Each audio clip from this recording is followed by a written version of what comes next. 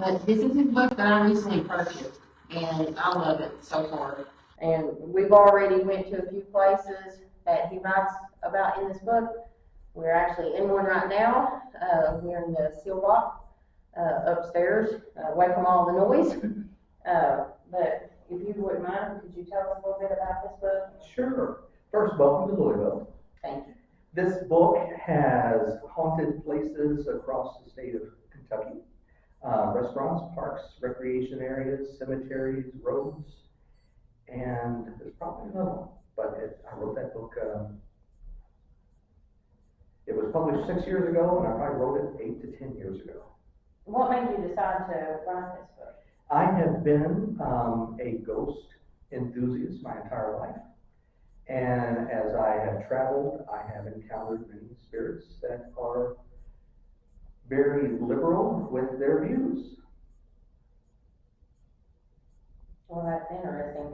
Have you went and actually went to all these places that's in this book? I have been to most of them. Most of them. So I know the witch's tree. I saw the picture. That is the devil tree. And that devil tree has been cut down. The witch tree you hear so much about is an old one. It's a different one. Yes. So the witch's tree has a backstory. I don't quite agree with everything, and that's what I do when I write. I write about what I sense and the apparitions or spirits I see or feel. And then I look at the backstory of what the history is, and then not just the history of ghosts, but the history of the place. So the devil tree is an example of why we preserve history. That devil tree is in Hot Rod Haven. The story goes that somebody struck the tree and died, and ever since then, this devil image appeared on the tree. They tried to cover it up. They painted over it. Every time they would, it would come back. The outline in the photo is still there. They have since cut that tree down, and I talk about that in the book, the reason for historical preservation. Yeah. Yeah, I wish they wouldn't get rid of all these old places. I see them tearing them down all the time, and it really bothers me because it's a part of history they're getting rid of. Exactly. And anyone who likes the paranormal or history in general, I mean, it tears them up to see them destroying these places. And most often those two go hand in hand. That's what I like so much about history and ghost investigation. Is that if you learn enough history, there's always a haunting of someone, whether it's a spirit or if it's just someone feeling haunted by a lost love or something that they missed. Well, if you enjoy the paranormal or, like I said, history in general, this is a really good book. And he has others here too. Can you tell them where to get this book if they do? I'm telling you, if you're a paranormal investigator and you want to investigate Kentucky, this is a really good book. Yes, you can get that book.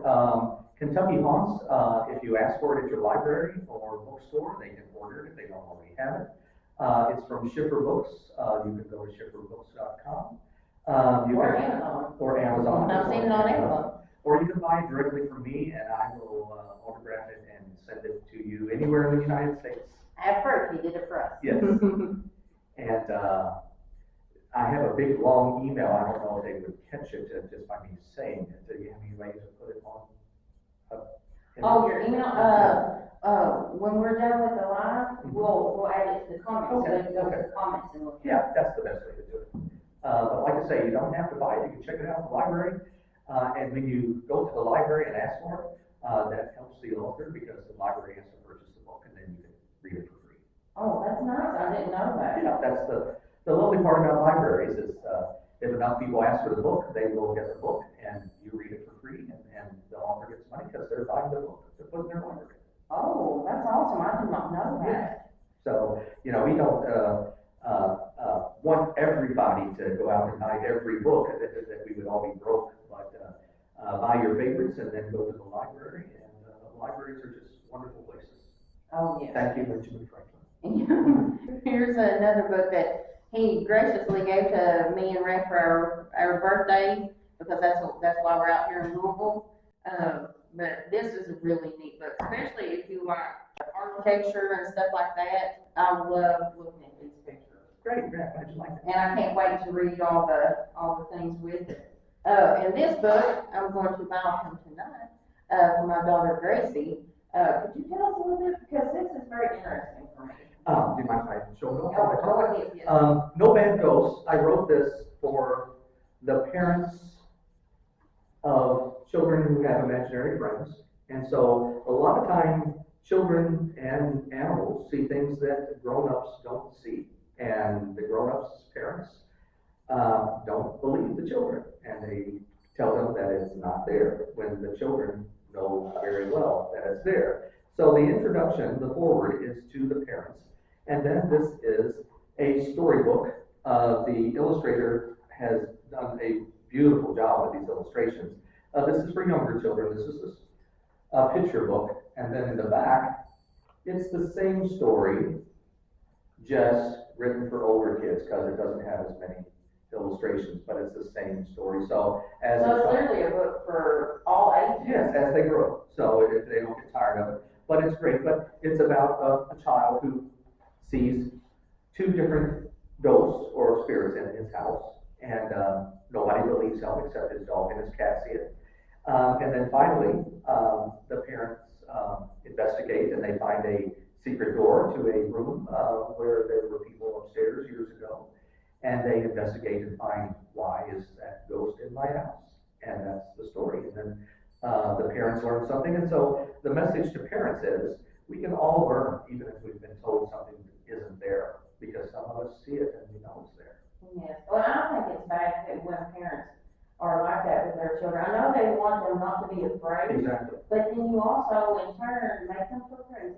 Right. And I don't think that's good for the child. Exactly. And sometimes they have no one to turn to when everybody tells them, you are wrong, and they're right all the time. And that's why I wrote it, because I've had a lot of people tell me, well, there's nothing like that out there. And that's why I wrote it. And that's a story that happened with me. I've been visited by various ghosts my entire life. And I would tell people, and even as an adult, I would sit in a room and have a conversation, and there will be a spirit right over their shoulder, and they don't want to know it, because they've been told it's to be afraid, and there's nothing to be afraid of. Is there any other upcoming books that you're going to be coming out with? I have my first novel coming out on April Fool's Day. I thought my publisher was kidding me about that, but it's called My Brother's Keeper, and it is a horror story for those of you who like scary stories. This is a very, very scary story. It's not for young people. It is very explicit. And even as a writer and reading it, it is truly one of the scariest stories I've seen. Well, I cannot wait. Yeah, as soon as that comes out, I'm absolutely getting it. There you go. Thank Especially with what you just said, because I love horror movies. I love anything that can pull a scare out of me, because when I'm in certain situations, then I get scared. But like books and movies, they don't scare me. Okay. But I would love to read that, especially with you saying it. I definitely believe you that is definitely probably a very scary book. You mentioned about being startled. The Amityville Horror, the original movie in 1979, the scariest part of that movie is when the black cat jumps in the window and George turns and screams because he sees a black cat meowing at him. That's the scariest part of that story. Yeah. Because he was startled. Well, that's a lot of horror movies today. The only thing scary is the jump scares. Mm-hmm. It seems like. I've noticed that with a lot that I've watched. Anyways. So April 1st, My Brother's Keeper comes out, and then he has this one and this one that we just recently got. This one I'm buying tonight, and this one I got as a gift. So he's got plenty to choose from. So look up Daniel Meyer, and you won't be disappointed. Thank you so much for doing this for us and coming and talking to us at the Seelbach. And our conversations earlier was amazing. I loved it. Thank you. And I enjoyed it. I hope we get to talk even more after this. I hope so. That would be nice. But thank you so much. Anything else you'd like to say before? Just want to say all the squad people out there that keep watching these videos, and happy holidays. Do you normally say that, or did you watch me say that on the live? No, I heard you say that earlier, and I'm like, she stole my line. Oh, really? I signed this. Yeah, I saw that, and when I saw it, I'm like, has he watched us, or is this something he Since said? 2018, when Oh, that came out, really? I've been writing Happy Haunting. Oh, my God. So you stole it from me, not the other way around. I did not know that. Maybe somehow I knew we were connected even That's then. right. Maybe that's how I got out. And it's not copyrighted, you're free to say it. Oh, well, So, you heard it here. yes. But so, before we sign off, like I normally do, we'll just say thank you for watching and happy hauntings.